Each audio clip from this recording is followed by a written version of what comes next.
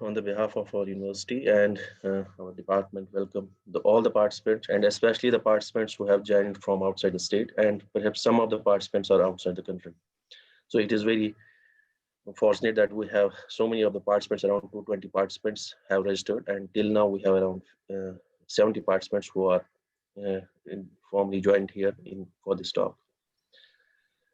So I welcome all the participants, and especially again I say those participants who have joined from outside the state for this, a very important talk on reimagining the innovation models to navigate COVID-19. Now, I am highly thankful and I feel honored perhaps to welcome our speaker, Dr. Sheikh Fayaz Ahmad, who is an innovation researcher from Zhejiang University, China, for accepting our invitation for today's talk. So I'm just having a brief introduction of Dr. Fayaz. There may be so many things which I will skip out because we have only 1 hour for this lecture, but some of the important things or some of the brief introduction of Dr. Fayaz is that Dr. Fayaz has earned his MPhil and PhD from the Center of Studies in Science Policy, Jawaharlal Nehru University near Delhi. His major research interests include alternate innovation theories, regional development, and grassroots frugal innovation. He is also interested in the economic history of innovations and is currently exploring the dynamics of secondary innovation in China. He has many books to his credit, and one of the important books is about the informal sector innovation insights from Global South, where he acts as a co-editor of that book. It is published by perhaps the Taylor and Francis, Oxford, UK. His research has been recently published by the leading journals like Oxford Development Studies, Current Science, International Development and Planning Review. Earlier, he worked with the European Commission funded projects in Europe and Asia. He has also prepared the Indian France Science, Technology and Innovation Report funded by the government of India and France. Recently, he has designed the course for MSc program on innovation and technological dynamics for NIT Kashmir. So it is a brief introduction of Dr. Fayaz. So we are very thankful that he has accepted our invitation as an expert for this very relevant talk in present scenario. And then I'm very thankful to our Dean Sciences, Professor G.M. Rathod. Maybe he have not joined yet, for his continuous support, and he always motivate our whole team of the department for organizing such talks. I am thankful to all coordinators who are trying to make use of this lockdown as a time for having such important online lectures. Now, the topic, you know that the innovations plays an important role in research. The topic is highly relevant in the present scenario when we all are we are mentally, physically, and emotionally exhausted due to the pandemic. And surely the COVID-19 pandemic is one of the worst challenges ever faced by the people across the world. So all the world, what the countries are trying to focus on how to get out of this pandemic. And the first priority is how to save the human lives. There have been many innovations which deals directly or indirectly with this pandemic, and these innovations play an important role. So the innovations play an important role for from developing. You can have a targeted medication, you can have the affordable vaccination, you can provide the low-cost ventilators, mitigating the use of COVID-specific accessories. So these are the many things that the innovation can do in when we are dealing with such a pandemic. So the innovations have to come into play to have these things in place. The innovations have undertaken across the public, private, and non-profit sectors to maintain maintain and sustain the critical operations in the face of national and global lockdown. Now, I have a simple example. A simple example from our university, that our Design and Innovation Center at university has played a vital role in this part of the world by developing a low-cost ventilator. We call that a Ruhdar at Design Innovation Center of Islamic University of Science and Technology. Now, the USP of this innovation was the cost factor, as this ventilator was a way cheaper as compared to the available in the market.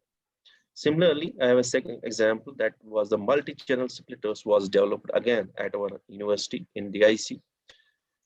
to help the health care workers and to supplement the shortage of the ventilators. Now, the role of this multinational splitter was to ensure the multiple patients which have the lung elements, and especially for the COVID-19 patients. Similarly, we have developed in our DIC, our university has rather developed in our DIC a life-saving support, that is the negative pressure chamber that keeps patients with the infectious disease away from the other patients and the health workers.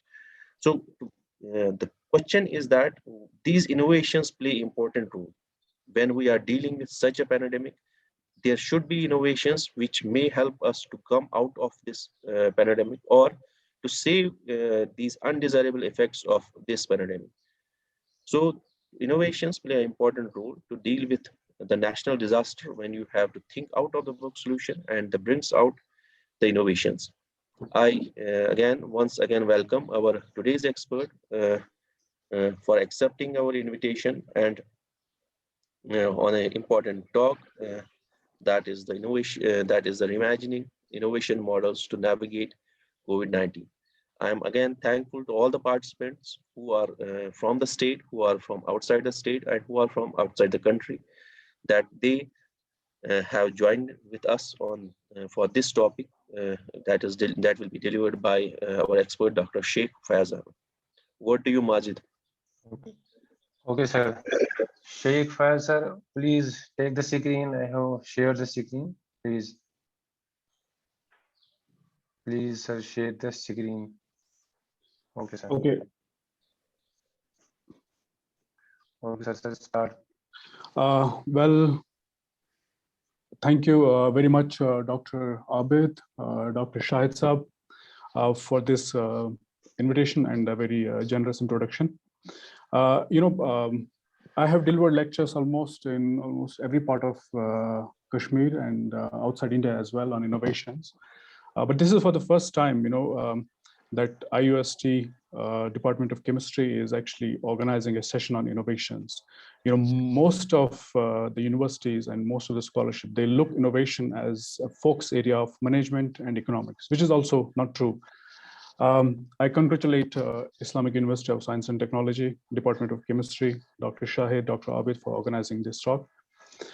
Well, as you can see from the title of my presentation, we will be talking about reimagining the innovation models to navigate COVID-19. Why there is a need to rethink innovation models, what exactly are innovations, why should we discuss innovations, what is the role of the state, and who could be an innovator. These are some of the focus areas of my presentation today. So I'll start with my first part.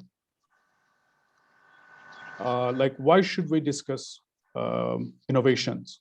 Why is there a need to talk about innovations? We observe it, you have seen it, that we are right now in the middle of a strong and severe pandemic. People are gasping for air, all structures are crumbling, economies are going into recession, and people are really, literally in the middle of an apocalypse. I mean, now, what exactly is the way out? What are the things which will save human race from such dangers? And if you look at the crisis right now, people are exactly looking for two things. One is they are desperately waiting for vaccine because they think that it's an antidote to save humans. And the second is they're looking for oxygen. Oxygen cylinders are disappearing from the market. Now, what are these two things? If you look at vaccine, what exactly is vaccine? Vaccine is something which creates value. It's creating value for human well-being. And in the terminology, in the innovation scholarship, we define innovation as something new, which creates human value, which creates other environmental values. So anything new which becomes, which creates value becomes innovation. So if you look at vaccine, people are desperately looking for vaccine, and we can say, they're looking for innovation, and innovation can become an elixir of life. Innovation can save people's lives right now. And then you have the oxygen or the health infrastructure. But once this pandemic will be over, there will be other multiple crises. For example, the poverty, or then there'll be the issues of hunger and quality education as flagged by United Nations Sustainable Development Goals. And if you look at these challenges, if you minutely observe all these problems and see what could be the possible solutions to these problems, then the answer is probably innovation. And the biggest, on the top of all these crises is the climate issue, climate change. And again, people are saying that if we have to overcome the climate change crisis, then the answer comes from innovation. Now, the question is, what is this innovation? There's a lot of ambiguity between innovations, inventions, what is newness, new for whom, and what's the value these innovations create. As I pointed out, if you look at the innovation scholarship, innovation is not something new we're talking today. Innovation actually has started,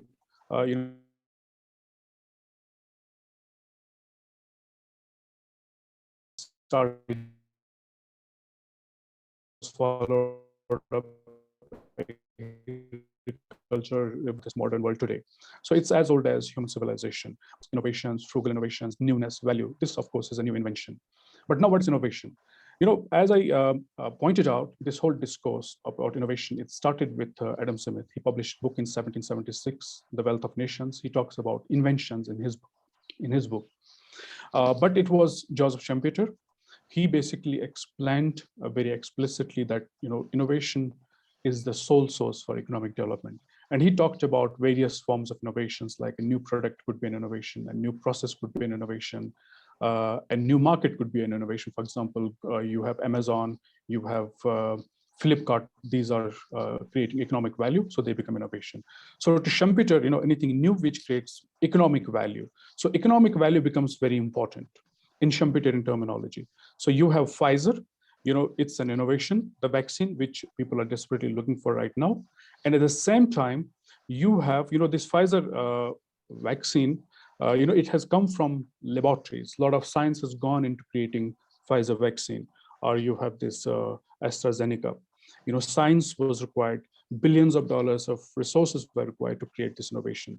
But at the same time, you have an innovation which was done by some teenage girls in Afghanistan, where they, repurposed old car parts and they created a ventilator. So it's also innovation. Innovation is not exclusively something which comes from laboratories, science, but it's also something which comes from, these informal settings where science is not required, where resources are not required. Now, the question is, as I pointed out, is innovation really important? And what are the evidences to say that, innovation becomes very important? I might sound innovation evangelist because wherever I go, I discuss innovation in a positive sense, but which is not true. But, if you look at the history, economic history from the last 200 years, then many economists, development scholars, they would tell you that innovation is the biggest story from the last 200 years. For example, in a book, Bourgeois Dignity, this economist, McCloskey, she tells us the big story of the past 200 years is innovation. It has given many formerly poor and ignorant people the scope to flourish.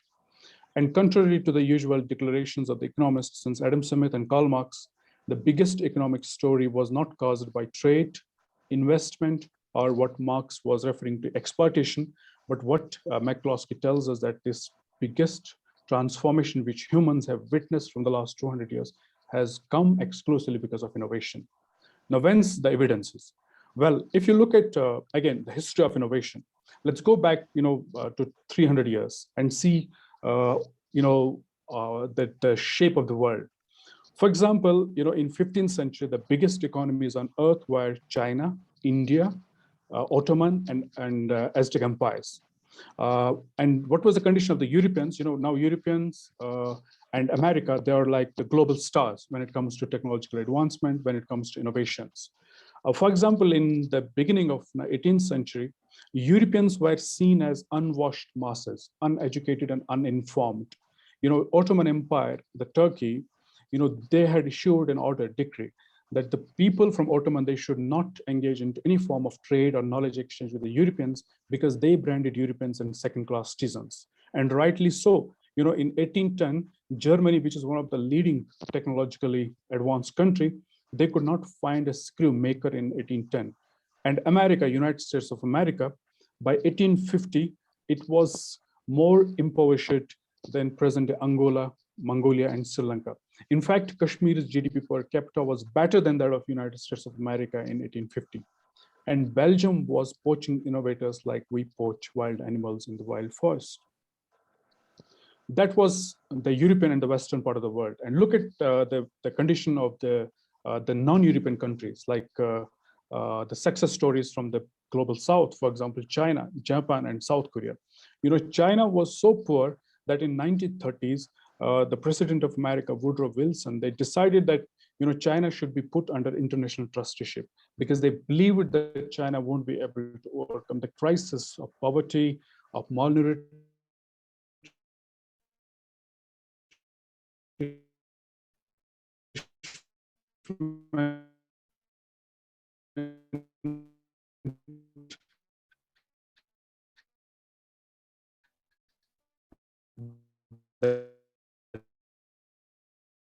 in USA. So that was basically, the products which are coming from Japan, they were so shoddy that people outside Japan, they were not willing to buy the stuff which was coming from Japan, and they accordingly renamed their towns as USA.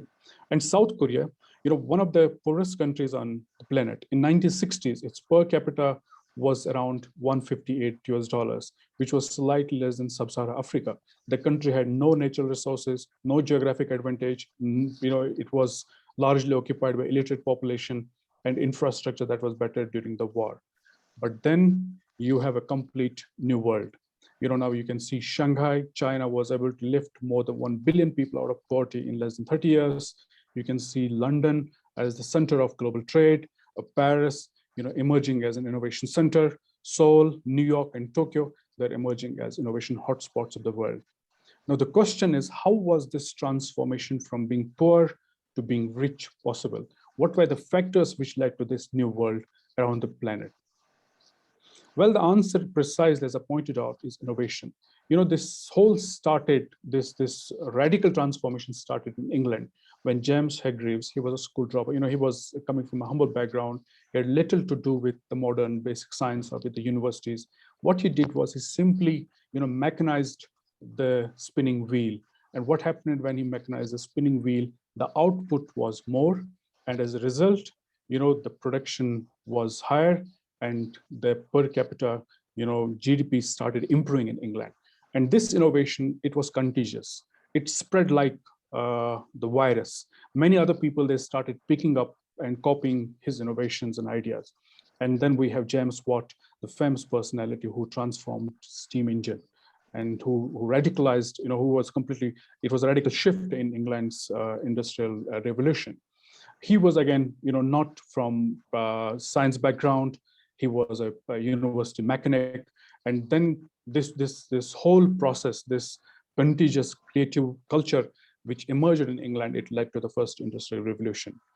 And same is true, when there was boom, when new innovations started emerging in England, its neighboring countries, America, France, Belgium, they started copying it. As I pointed out, Belgium, they were poaching innovators from England. They were bribing innovators from England so that they would come and they would teach Belgians how to manufacture new things. And same is true in America. In American story, it started with Isaac M. Singer, and it was simply a sieving machine. If you go outside your houses and you can see our local tailors, they're still using this Singer's sieving machine. And this sieving machine, exactly, it led to radical transformation in America, and his innovation again became a trigger for further innovations, and a culture of innovation started emerging in America as well. It was picked up by Model T, Henry Ford, and other people. They started innovating and getting benefits out of it. And same is true in the non-European countries. As I pointed out, I talked about China, South Korea, and Japan. For example, Sony, most of you must be using Samsung phone today, or Samsung laptops, or its washing machines, or refrigerators. Samsung started as a dried fish selling company. They were basically selling dried fish. And Sony, one of the most innovative countries firms on planet Earth, they were basically manufacturing electric blankets that would often caught fire. And KIA, the largest car manufacturing firm on Earth, they started as a bicycle company. So how was this transformation possible? These innovators, these firms, they started creating market-creating innovations. And what these market-creating innovators did was they started the fire. And this fire, what happened was, the government started flaming, they started fanning the flames which are coming from this creative culture. And this whole moment became contagious, and people around the world, they started making use of new knowledge, and they started going into innovations. Now, part second of my presentation is who could be an innovator. There is a lot of discussion, and there's a lot of bias from the policymakers, academicians. They see universities as a sole source of innovation. They think that it is the research laboratories where innovations will come from. And probably, if you look at Islamic University of Science and Technology, or for that matter, Kashmir University, if you look at the share of the funding which goes from the government, it probably goes to these universities. And there is little amount of money which is kept for people who are working outside the universities, because we think that education is important for being an innovator, or getting a university degree, or having complete dexterity in chemistry department or knowledge about chemistry will make you a best innovator. I'm not saying this knowledge is not required. It's important. But history of innovation tells us something else. If you look at, as I pointed out, James Hargreaves, Isaac Singer, the headline innovators who revolutionized the world, they had little to do with the science universities. They were not coming from science background. They were just like the ordinary citizens, the dropouts. And look at this famous story of Professor Samuel Langley. Professor Langley, he was working at University of Petersburg from 1867 to 1991. He was the finest of physicists in the United States of America. And he had very good knowledge of aerodynamics and physics and mathematics. And he was completely interested in creating the first flying machine on Earth. Government of America, they funded him a lot of money, and thinking that he will be the best person to create the prototype of the first flying machine.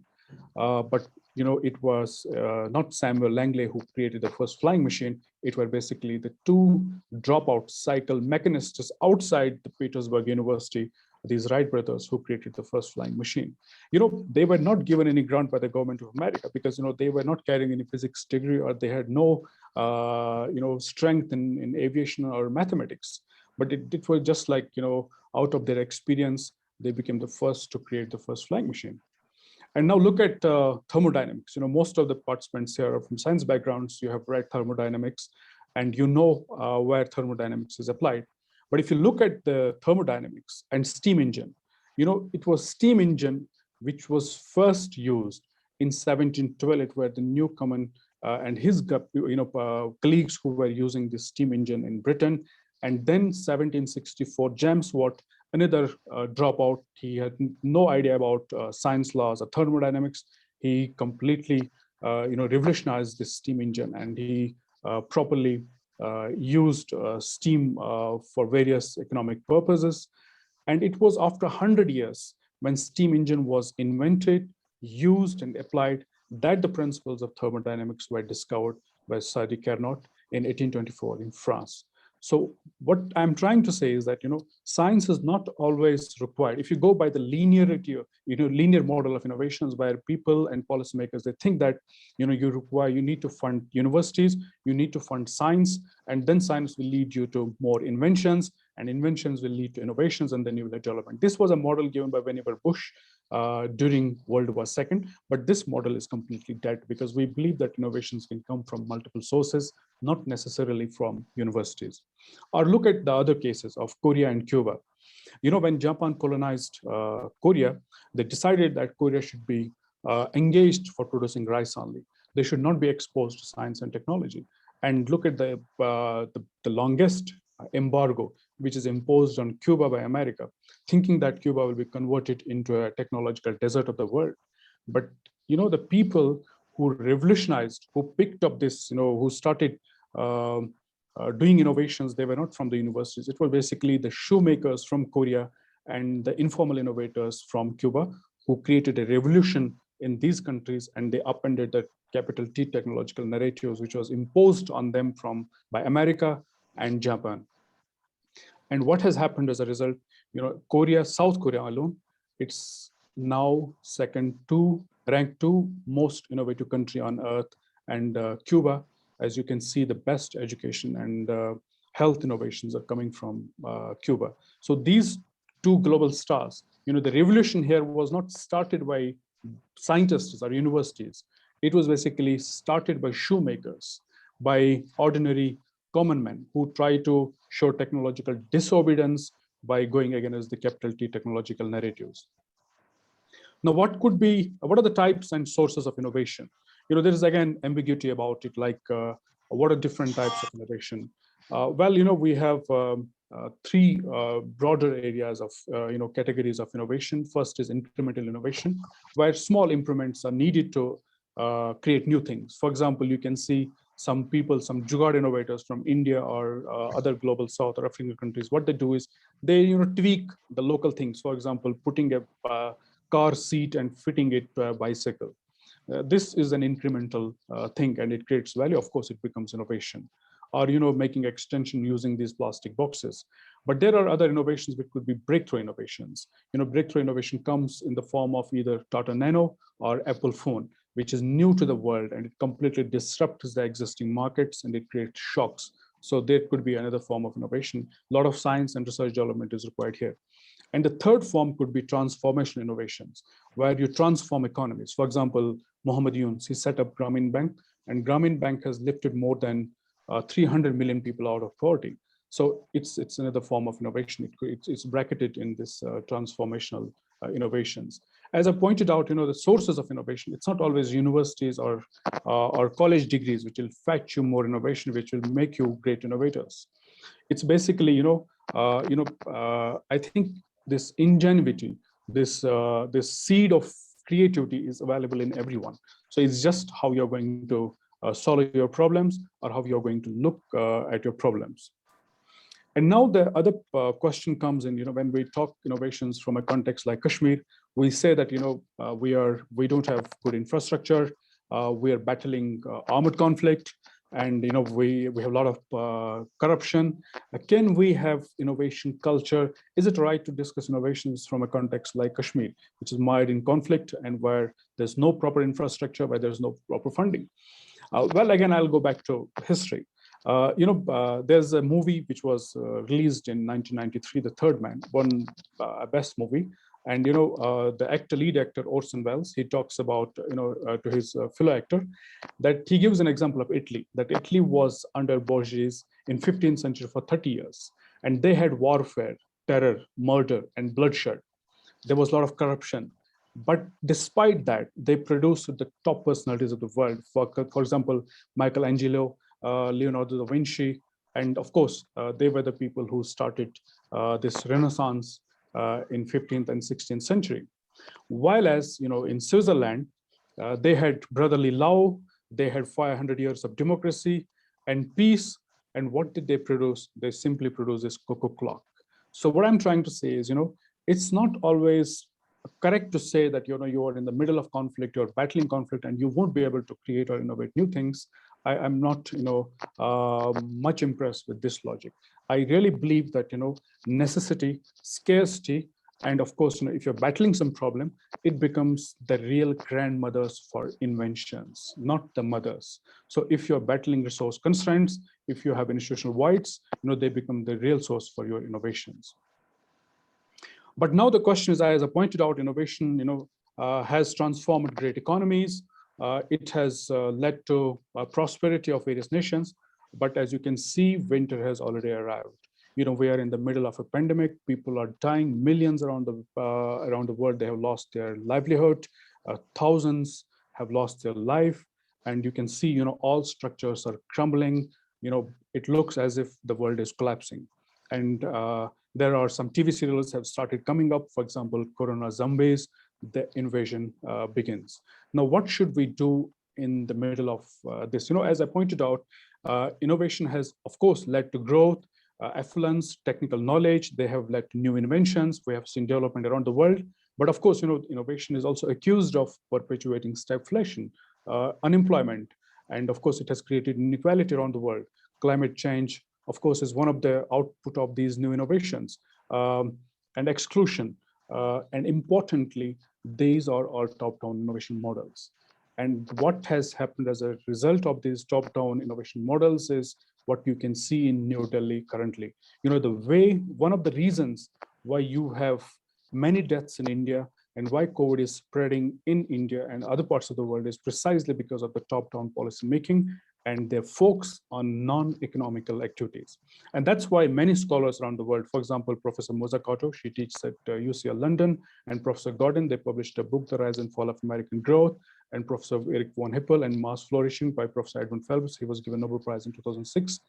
They have argued that, the current models, economic models, and as well as innovation models, they look dysfunctional, and we need to create new models which will be able and more resilient to face the shocks, exogenous shocks like coronavirus, which we're battling today. And now, what could be those models? COVID-19, I'm going to the last part of presentation. What are the models which are needed today? And why should we discuss innovations when we're battling, when everybody is battling COVID-19? These are the three organizations which are right now, at the forefront of dealing with COVID-19 virus. For example, United Nations, UN Secretary General Antonio Guterres, and then we have WHO and UNDP. If you look at the statements which have been given by these three organizations, they believe, and they have went to the press thinking that the only way to overcome COVID crisis is through innovation and industrial ingenuity. Because it's not rocket science. You require vaccine today, you require oxygen cylinders today, you require ICU facilities today, and that will come only from new technology, new innovations, and new knowledge. But the question is, what models are required now? What can we do in the middle of COVID crisis? Well, there is one of my colleagues, he's at Oxford University, Professor Yasser Bhatti.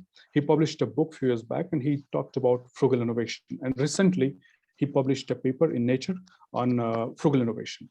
He tells us that, what models of innovation are required right now in the middle of COVID-19. The first thing, he talks about 4 R's. The first R begins with rapidity. When coronavirus is spreading everywhere, you have, all the global supply chains have been disrupted. You can't wait for ventilators from America, or you can't wait for gas cylinders from America to come and save your life, because time is not by your side. So it requires a rapid response. And where from you can get the rapid response? As we have seen, when last year pandemic started spreading around the world, particularly global south, MIT, they designed a ventilator prototype and they put it in the open source on YouTube. And people around the world, they started copying it because it was put in open source, and they started making their own ventilators using spare parts. And China, very rapidly, they constructed a makeshift hostel of 2,300 bedded hostels in just a span of 10 days. And with that, all the patients who require oxygen or who require. Now, the second R is recombine. How can we recombine these? You don't have access to radical technology right now. You can't go for research first, and then you can basically create new inventions and innovations. You need immediate resources. You need immediate solution. And the other immediate solutions can come by recombining whatever resources and material you have at your hand. Using the process of bricolage, you can create new things. And that comes, that value will come from repurposing and reusing. I can tell you how we have achieved that. For example, as talking about this MIT ventilator, when MIT, they designed a ventilator, they put it in the open source, and people around the world, they started, they started demystifying that technicalities of the ventilator, and they started co-creating these local frugal innovations from the global south. For example, I showed in the beginning, these teenage girls from Afghanistan, they took the spare car parts and they created a ventilator in Afghanistan. And same is true with these kids from Africa and other stories from Kashmir. As Abid Saab was talking about this Rohdar, I was also part of this exercise. They quickly, using the locally available resources and material, they created this prototype at Islamic University of Science and Technology. And I was part of a COVID Open Innovation Challenge. I and some other colleagues, we floated an Open Innovation Challenge to solicit innovations from the people, from ordinary people. And you won't believe that within a span of 10 days, we received more than 200 ideas of PPEs, of ventilators, of sanitizers and robots from Kashmir using the locally available resources.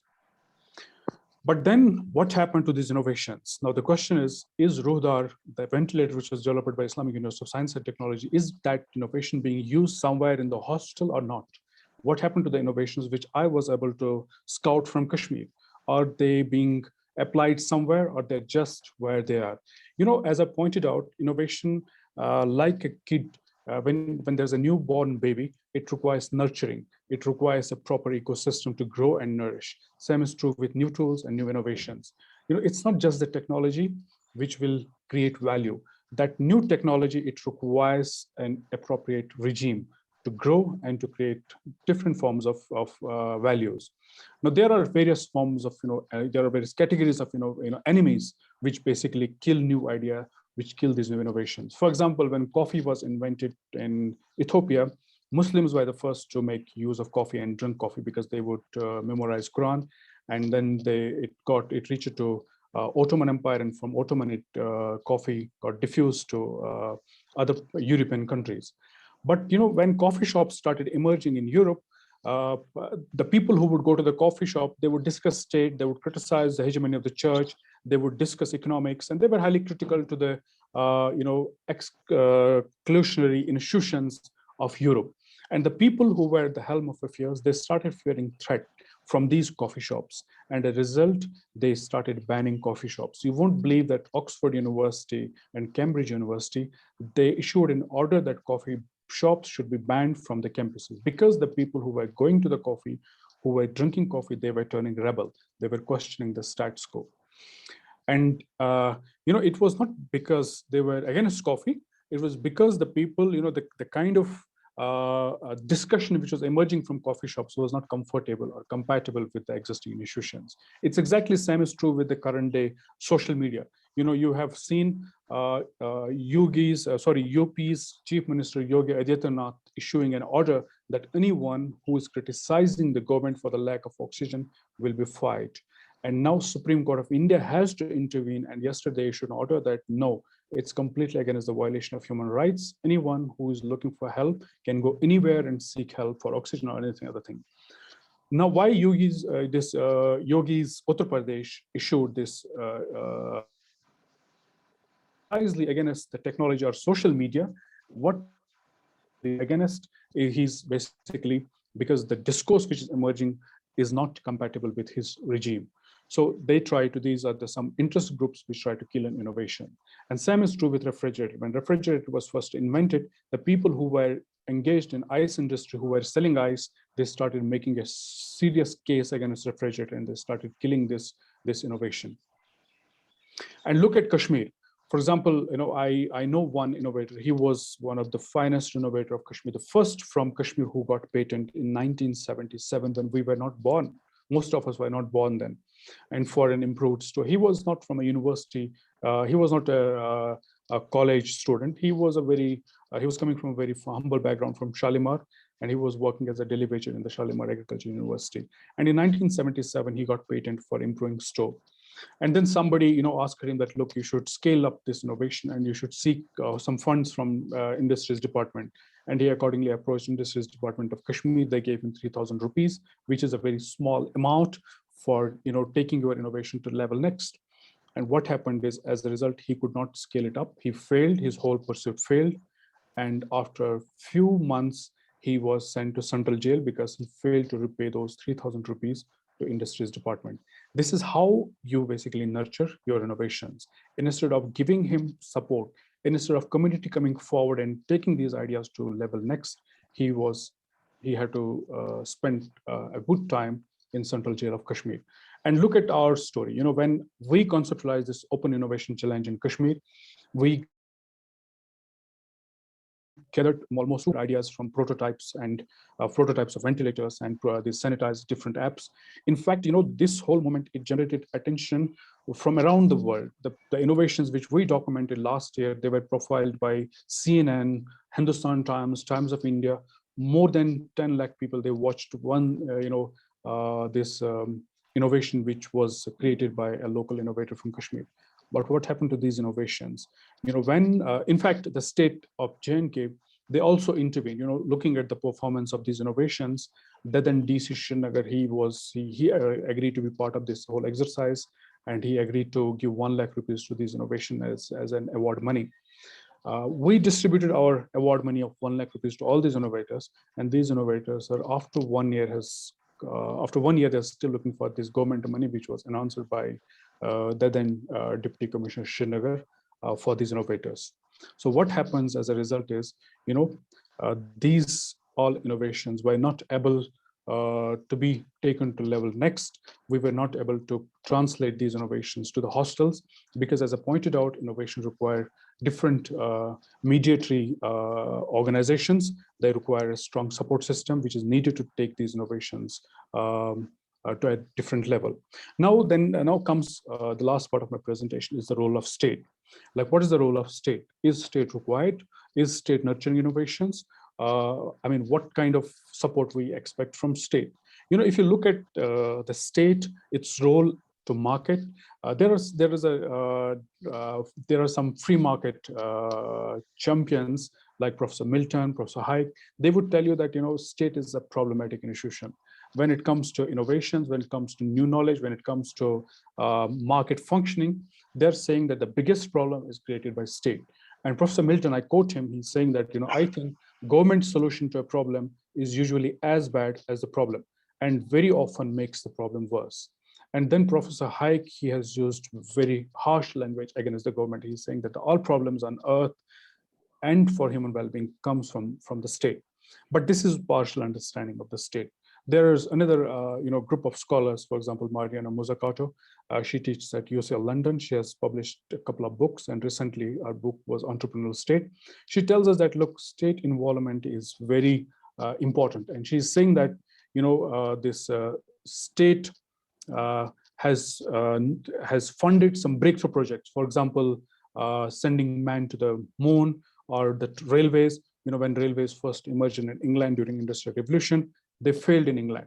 But there were the countries, for example, America and France, they copied the railways from England.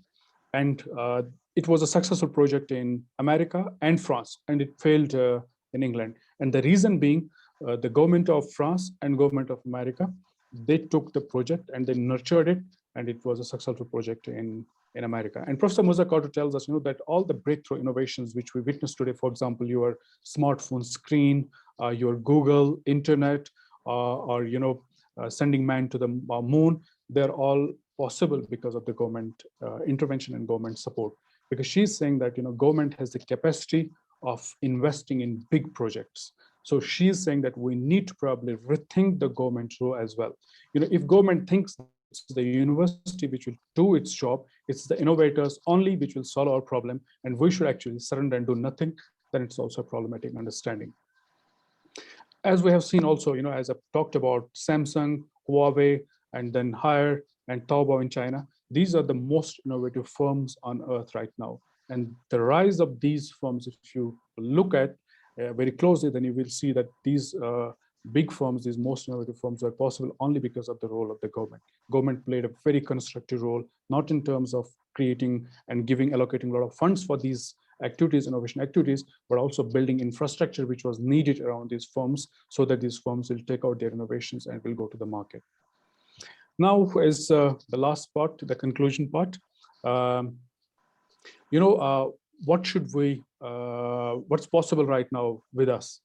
As I pointed out in the beginning of my presentation is, we need to look for breakthroughs from backwardness. Breakthroughs from backwardness are possible, and they can be achieved. As we have seen the story of China in 1930, it was one of the poorest countries on earth, but now it's seen, that time it was the President of America who decided that we should put China under international trusteeship because China alone can't fight its own problems. And right now, the same Americans, they see Chinese as the innovators for the world. It was because, in the backwardness, they built their capacities, they set up their institutions right, and they started funding economical activities, avoiding all uneconomical activities. And then this, by fixing their priorities, China is emerging as the most innovative country on earth. And the second is institutional voids. When I talk about institutional voids, what do I mean by this term, institutional voids? And it should be seen as opportunity.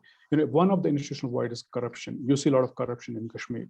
There is no infrastructure. The laws are anti new knowledge creation. Whenever you produce something, you probably think that, there will be no incentives for new knowledge.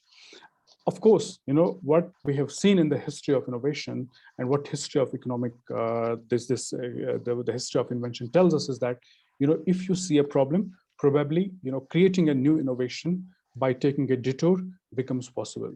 So institutional void should not be seen as a problem. It should be seen as an opportunity, because it gives you an opportunity to take a detour and create new, breakthroughs. And the third part is crisis, as I pointed out, is the grandmother of inventions. We have heard this cliche that necessity is the mother of invention. Of course, that's true. And crisis is one of the indicators and one of the factors which lead to new innovations. Now everybody talks about good hygiene. Everybody starts wearing masks, and everybody is looking for and waiting for vaccine. Everybody has started taking care of their good hygiene. It's precisely because these all good values have emerged out of crisis. Imagine, there was no concept of wearing mask if there would not have been the pandemic of this coronavirus crisis. So crisis also, has created a discourse about bottom-up innovations.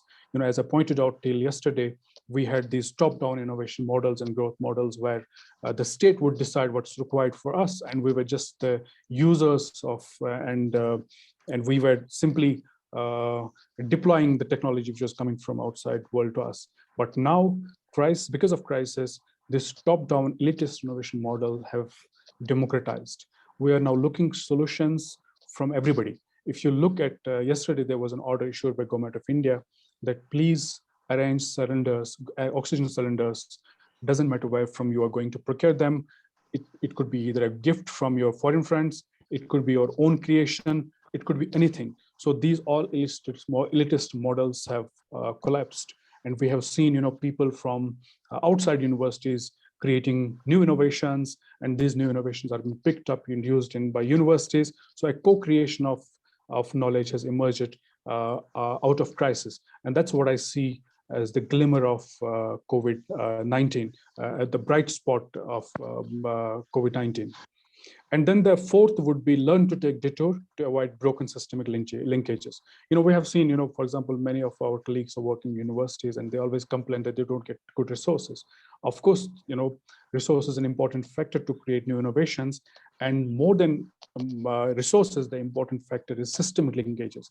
For example, what is the collaboration between IUST and NIT? I have started a course at National Institute of Technology, and I have been at NIT from the last 2 years. I haven't seen people from IUST coming to NIT and NIT people going to IUST, or Kashmir University people going to the shawl makers outside the Kashmir University, or shawl makers coming to the Kashmir University. When you have these broken linkages, you can't expect new innovations or breakthroughs. We have seen that if you need to create an innovation culture, systemic linkages become very, very important. As the beginning of my presentation, I talked about IUSTs and this lecture, that this is for the first time that the Department of Chemistry is hosting a session on innovations, because most of the times the science people, they think that innovation is something which is the subject matter of commerce or business or economics students. It's not true. You are in the lab, you're spending 24/7 inside the lab because you want to create new products in the form of new medicines, in the form of new vaccines, in the form of new technologies, or in the form of new medical devices. So you need, if you want to look for an innovation culture, or if you want to be more relevant in the 21st century, then you have to set these broken systemic linkages right. If you have these broken linkages, alone IUST or alone Kashmir University or NIT, they can't create anything, that's for sure. And then the fifth is keep windows of your labs open. When these chemistry students, for example, when you spend most of your time inside lab, you think that you're the best people on earth who will create all radical solutions for the people who live outside the universities. Do not dismiss the propositional knowledge which is outside the chemistry labs. If you look at the history of chemistry and see how it has emerged, you see the contribution of the common man, the people who were working outside the university labs, the common practices. They have added more value to what you see as a dedicated separate branch of chemistry.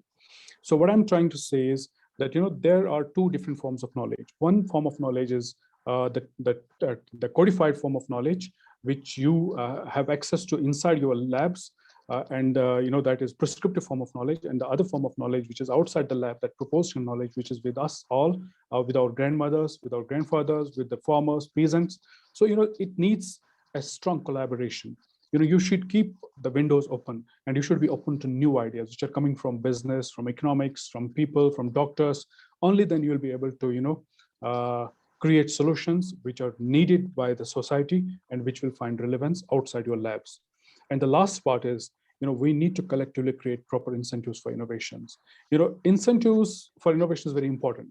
What could be the incentives for innovations? For example, as I've seen this Kashmir case, the 1977 innovator who was given patent as the first patent holder of Kashmir, the incentive for him was Central Jail of Kashmir. He was put behind the bars, and there was no state patronage for him. There was nobody to actually take up his idea to the market.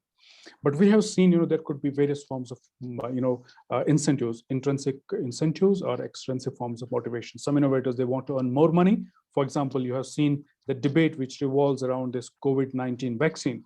Many people around the world, they're saying that there should be no patent on COVID-19 vaccines so that everybody around the world will be able to manufacture vaccines and the prices will go down and we'll be able to save humanity.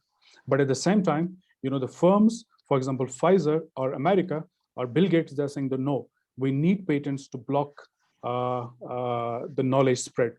Because if we spread knowledge freely, then the motivation for new knowledge, for new innovations will also dwindle. So there's a debate about it. But more importantly, what I'm saying in the context of Kashmir is, there aren't very strong pro-innovation institutions. Many universities, they see innovations as an overlooked subject. They don't feel it necessary to discuss innovations. But I think it's our collective responsibility to create incentives for these radical Edisons who are living and who go unheard and unsung in our vicinity. I think it's our responsibility to nurture creativity, to have more collaboration, and to have more criticality. If we invest in these areas, I think we'll be able to overcome crises like COVID-19. Thank you very much. Thank you, sir. If you have any question, you can ask it in the chat box. Sir, I have one question here in the chat box. The first question is from 1 minute, sir. So any of the Majid, any of the participants who want to ask the question or who want to have an interaction for a brief time can have just raise your hand so that you can unmute the particular participant and keep unmuted all other participants. Okay, sir. But okay, sir. Sir, first question is from Shahid Bhatt. How to mitigate COVID-19? The first question. How to mitigate COVID-19? Is this a relevant question? Okay, so the title of my presentation was to mitigate COVID-19 with innovations. Like what I'm trying to say is that we can overcome COVID crisis with that was the soul of this presentation, using new innovations.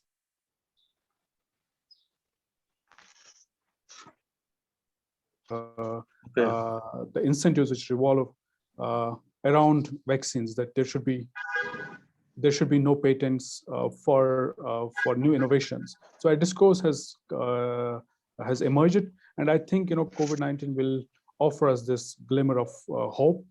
It has opened up a window of opportunity for us to talk about new innovation models where we can look for alternative incentives for these innovations.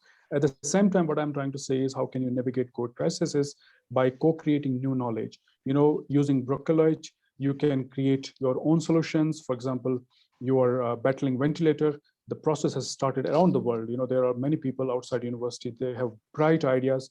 It's time for them to look for these locally available resources and reuse them, repurpose them and recombine them and co-create a better solution for all of us. Not only for COVID crisis, when you don't need to create only medical devices to overcome COVID crisis. There are other crises which are part of COVID crisis. For example, there will be millions around the world who will be out of their jobs. What are you creating for them? So it requires innovation. How are you basically overcoming the social stigma which revolves around these COVID patients. You require innovations there. And of course, importantly, how can you overcome this hunger, poverty, which will be created because of COVID crisis? These require innovative thinking. And more importantly is, you need not to wait for the outside help, because we have seen this top-down policy making has failed. It has failed us badly.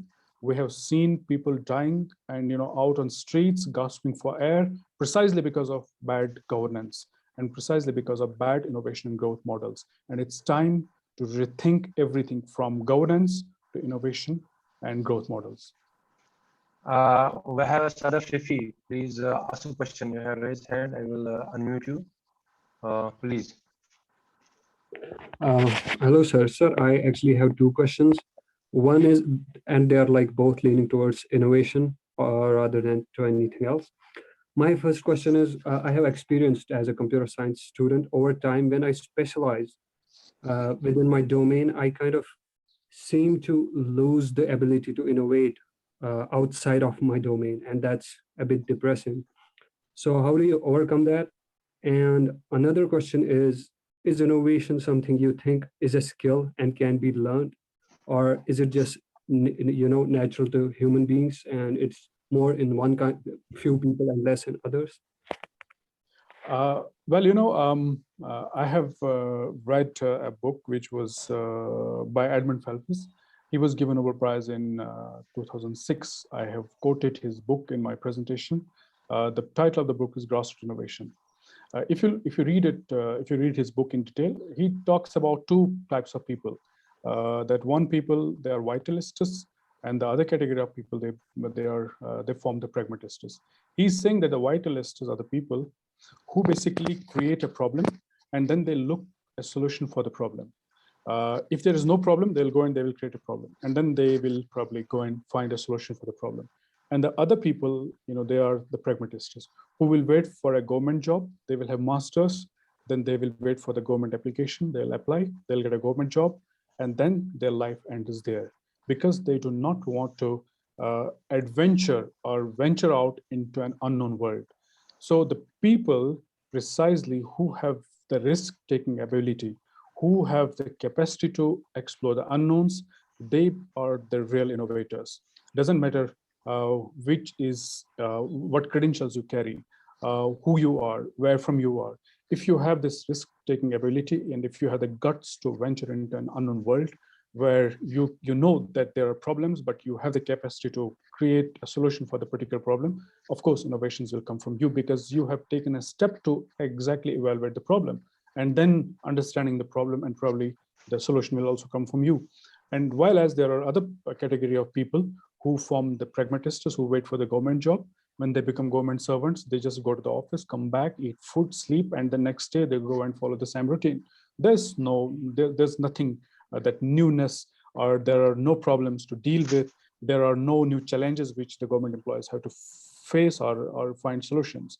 So I think if you have that vitalist capabilities inside you, you can be the finest innovators. And of course, you have to keep trying. You have to keep tinkering with new tools. You have to importantly find and identify the problems, because identifying a problem becomes very important. For example, I'll give a very simple case of this internet. Everybody is using internet around the world, and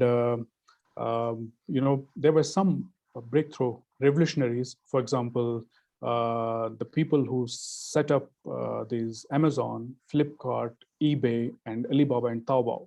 Taobao in China, they started this Taobao using 50,000 rupees as a seed money. The important thing was internet. Internet was freely available. In China, it's available around the world. But then some people, they tried to make use of internet. They invented a problem and they found solution inside the internet. And they created new innovations by blending digital innovations, digital technologies with the problems. And as a result, you have new innovations. So it's up to us, the people who are willing to take risks, who are willing to explore the unknowns, and importantly, who have the capacity to identify the problem. And if you identify a problem, then solutions will follow. Next question from Meraj Tadi. He asks, what are the secondary innovations and how they are different from grassroots innovations? Well, it's a very nice question.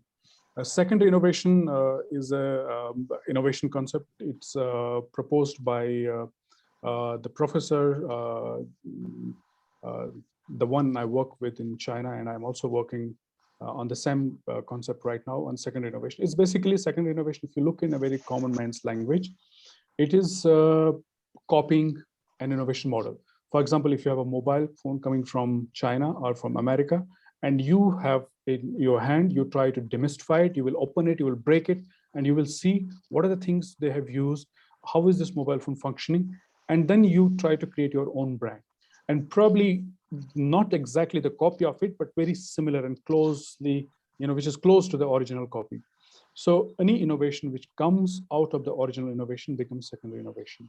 It's not copying exactly, it's China innovations are not, China is accused of copying the Western technology because we are used to say that it's made in China because the quality is probably compromised. And that's why we say that it's from China.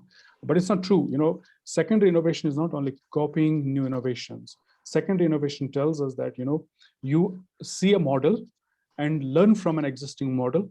Why would you, for example, a Kashmir like place, we don't have much resources to divert to basic research or to create a vaccine, because creating a vaccine requires billions of dollars. So you can't expect Kashmir to create a vaccine or to create a mobile phone, because mobile phone, again, require trillions and billions of dollars for research and development. Now, what can a place like Kashmir do? We have a technology coming from the West, learn from it, how it is functioning, and then create a value, invent a value out of existing innovation. If you're creating a value out of an existing innovation, existing model, it becomes, we bracket it as secondary innovation. And now why secondary innovation is different from grassroots innovation? Grassroots innovation, as the name suggests, comes from the grassroots. It's the innovation done outside the universities by common men, by farmers, peasants, artisans, who are not from the university background, who are not the students of IUST or do not carry any academic credentials. They are not the scientists. They are the innovations done by farmers, ordinary school dropouts, or peasants and farmers. While a secondary innovation, it's done at a university level. It's done by firms. For example, Hire is a leading company of China, or Taobao, or Alibaba. You have heard about Alibaba, which is closely, that's an online platform. They learned basic innovations of Alibaba and Taobao. They come from eBay. eBay was an American firm. When America firm, they started doing business in China. The Chinese firm, they started learning from this American model, and they created their own model with by doing certain forms of tweaks and adjusting certain new values to that innovation model. And right now, Alibaba, they have almost, that's number second in the world when it comes to sales volume. So secondary innovation is done at the university level, at the firm level, while as grassroots innovation is done mostly at a community level and at individual level, without the support from the firms and the universities. Please give the brief answer, because we have 2-3 questions more. Sir, this is very unfortunate that our institutions largely focus on theoretical area and give less importance to practical projects. How to change the mindset of our institutions? Well, as I started my presentation saying that I might sound innovation evangelist, because wherever I go, I talk innovation, I discuss innovation, and probably, or unfortunately, I'm the first guy from Kashmir who has PhD in innovations from JNU. And before going to JNU, I also started this whole discourse of innovations in Kashmir. We try to meet every professor, every institute, every university, every college. And the focus is on this experiential knowledge, the practical knowledge, that knowledge, that prescriptive form of knowledge, the codified form of knowledge, which you read in the textbook, which you do in the labs. It necessarily had to be blended with the propositional knowledge, which stays outside the labs. I think, that unless you do not blend these two forms of knowledge, you cannot have new innovations. One important thing for that is, as I mentioned in the concluding part of my presentation, is that university professors have to take a lead. They have to go out to the field. They have to invite the farmers to the universities. They have to encourage. Why can't you have a farmer as a professor for 2 or 3 days in a university? It's not something I'm telling you for the first time. You have heard about Royal Society of England. It's one of the elitist body of scientists around the world. The people, many of the scientists, they have got Nobel Prizes, but they are not the members of Royal Society of England. When Royal Society of England emerged in England, the people who were from the grassroots, who were the farmers, who had no idea of science or technology, they were invited and they were given membership of Royal Society of England simply because they were better off at innovations. They were creating new crafts, new technologies, and they were given membership by Royal Society of England. Now, can you imagine Kashmir University or IUST giving professorship to a farmer from Kufara or from Banihar? It's impossible. But now professors have to actually take a lead. If they want to develop scientific temper, then scientific temper involves community, and community does not involve only university students. You have to actually go outside the university spaces and look for new knowledge and create this vibrant, virtuous cycle of prosperity. Sir, another question is from Mohammed Umar. As far as Sheikh is concerned, how can we induce the innovations and motivate the people out there who have the various creative ideas, and what is the role of government in this very stage? And the knowledge dissemination regarding an innovation and entrepreneurship. Well, as I pointed out, the role of state is very important. State can, it has both the possibilities. It can kill new ideas, it can nurture new ideas. As we have seen, when railways, the first country which invented railways were England. England failed to create innovations, this railway project, because it was not in the hands of government. Government did not support railway project. But in France and America, railways was a government nurtured project. It became successful project in England and in France and in America. And we have seen many other resources, for example, breakthrough innovation, in particularly the vaccine. If you look at the vaccine for COVID-19, it's again possible because of the government funding. So government has both the potential. They can create an innovation culture. They can, fund new innovation pursuits.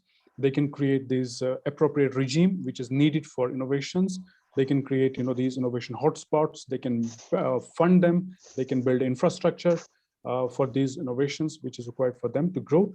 But at the same time, they can kill new innovation pursuits by, dampening all the great ideas which come from the grassroots, which come from our universities, because it's not only, as I pointed out, Rodar, and a good example, the faculty of IUST, they developed a Rodar, that ventilator, but it's not used anywhere in the Kashmir hospitals. Why? Because the university job was to create a solution. They created that solution. It was the role of the industries, the state, the lawmaking agencies, the angel investors to take this innovation to level next, and probably we failed in that. So when I'm looking at the role of state, particularly in Kashmir, they simply dampen great innovations. All the policies are unfortunately very discouraging. But I'm hopeful, that's what I'm saying, that COVID probably will create a new thinking. People have started asking questions, increasingly people from all sectors. They're saying that, if there was a powerful state, where is that power? People are gasping for air. Where is that infrastructure which state was bragging about? Where are the ventilators? Where are the gas chambers? Where are the ICU facilities? There is no support coming from the state. Now, glimmer, that's why I see that I see a glimmer of hope from COVID-19 crisis, that this will offer us an opportunity to actually overcome, this will offer us an opportunity to actually create new pro-people institutions. And I think, our state, the government of India and other states around the world, they will take strong and hard lessons from COVID-19, and they'll try to fix up their problems.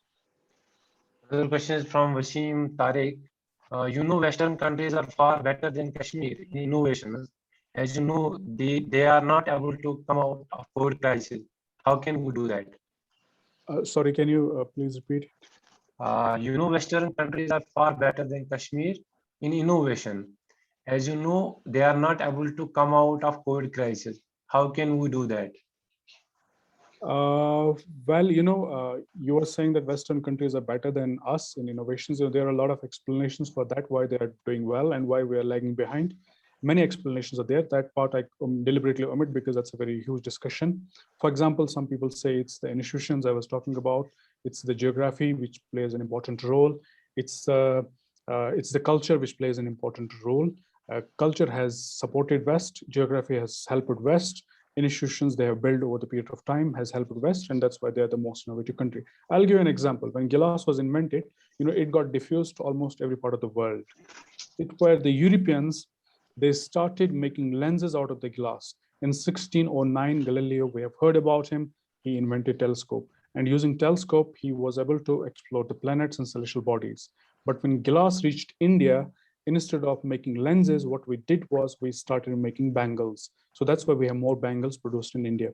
So it's up to us, like how we look at the knowledge, how we look at the opportunities, and how we look at the crises which surround us.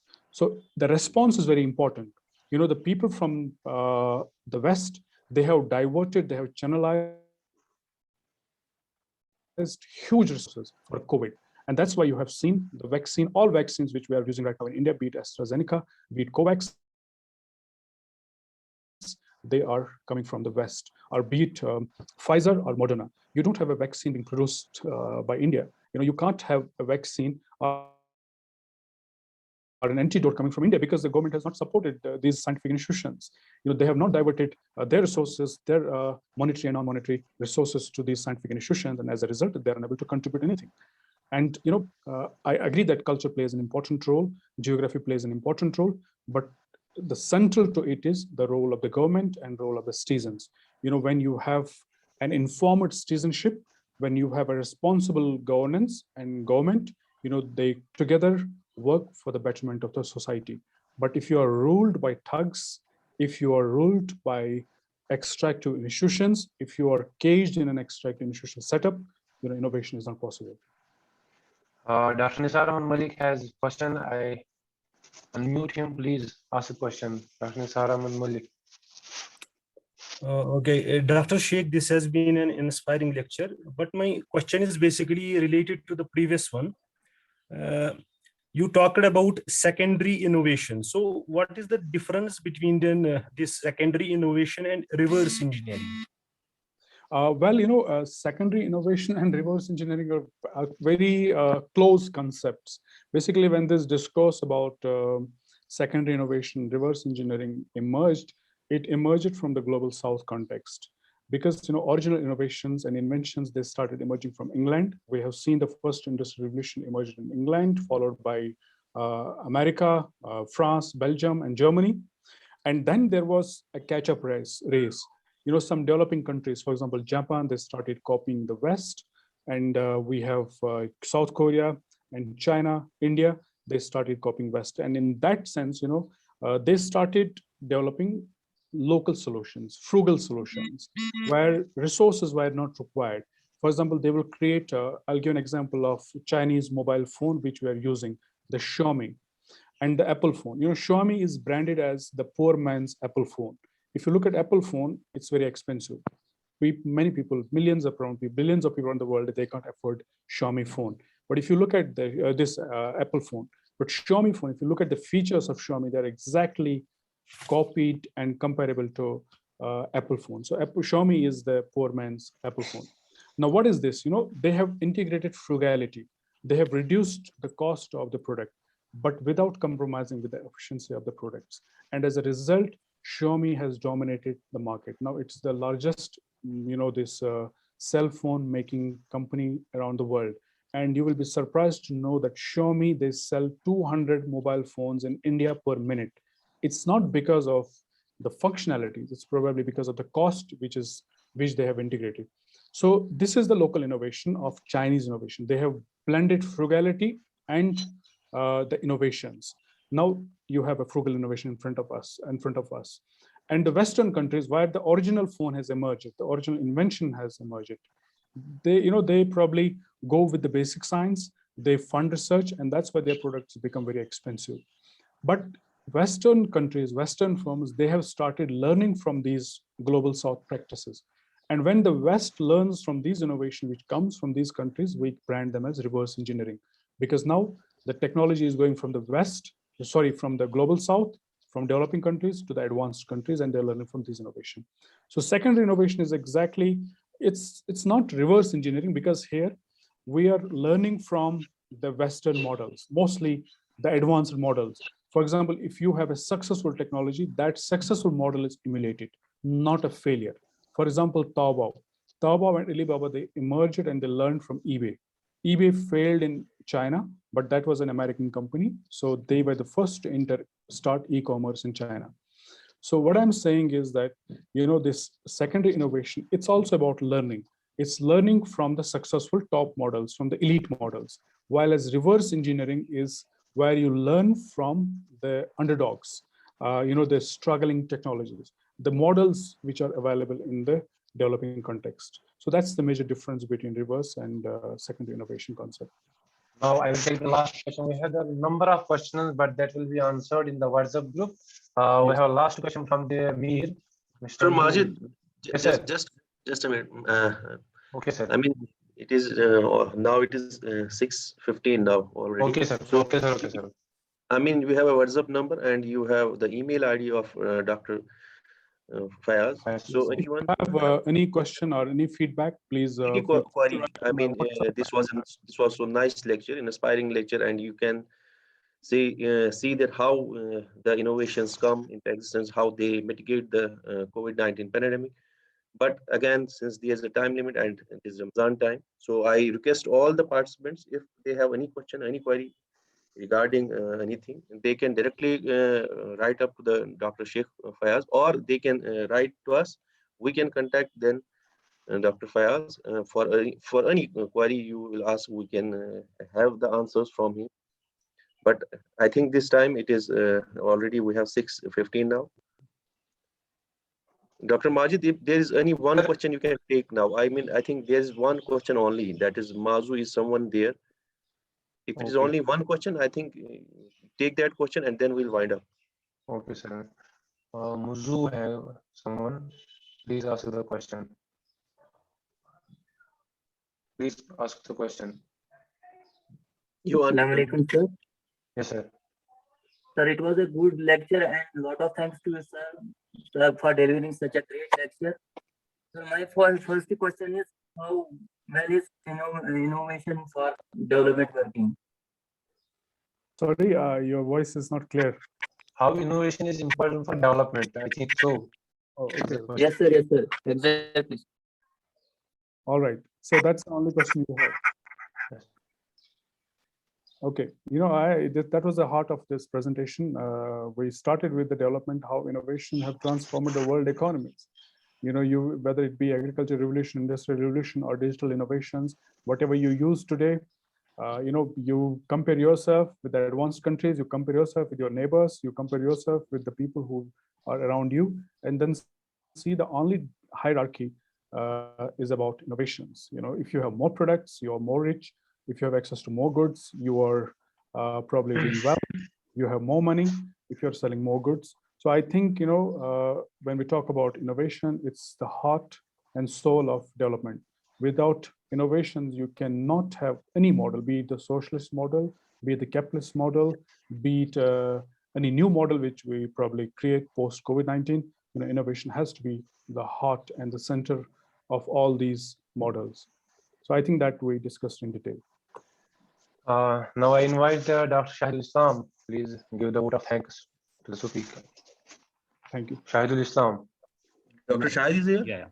Yes, sir. Yeah. Shahid, Yeah. please go on. Yeah. Thank you. I would like to thank our guest speaker, Dr. Sheikh Fayaz, for accepting our invitation and for taking out time and highlighting his knowledge. We all know COVID-19 is terribly rising in India and all around the world, and today's lecture was full of knowledge and interesting things. It gave deep insights into the topic and also revealed some interesting facts. I am pretty sure the precious knowledge that Dr. Fayaz gave us will definitely help us in our studies and future. I would also like to thank our Dean, Professor G.M. Rathir, and HOD Dr. Abid sir for giving permission to organizing this lecture. I want to thank the coordinators who really worked hard to make this event successful. Also, thank you to all the participants present here for paying your attention and learning. Thank you all. Dr. Sheikh Fayaz, I have just a request that we have started our incubation center. We are going to start our incubation center at IUST. We have the EDC cell here. It is Entrepreneurship Development Cell, and we have given some startups to the new students. And there are many startups that are presently undergoing. But we are in next few months, if we are going out of this pandemic, then we will start a new. There's a new setup that is coming out. That is the innovation center. I'm sure that you will accept my invitation. That once it is operational, I will call you, and I hope that you will accept at that time our invitation, because the lecture was so inspiring. There are many things that have been cleared the doubts of the people regarding what is innovation, what is secondary innovation, what is the reverse engineering, and many things that we started. One person cannot be innovator. Then you give the example of the Samsung and many things. So it makes you the ecosystem. I think the ecosystem should be there in a university. The university can only build the ecosystem, and once the ecosystem is there, then you can have the startups, and then the role of the government come into the play. Because as you rightly said, that we have the Ruda, we have the splitters, we have the negative pressure chambers, but then the question is who are going to sponsor it? Whether there is a hand of the government, hand holding should be there. That is, the government should have the hand holding, so that these innovations come into, they should not die out before they come into the existence. So I'm highly thankful that that you have been with us for this a long time, around 1.5 hour. You have given your presentation, and you have cleared the doubts of the many students, and many even many faculty members have asked the questions. And I hope in future, whenever we will approach you, and you will accept our invitation. Thank you, sir. Thanks a lot. Thank you very much. Thank you so much.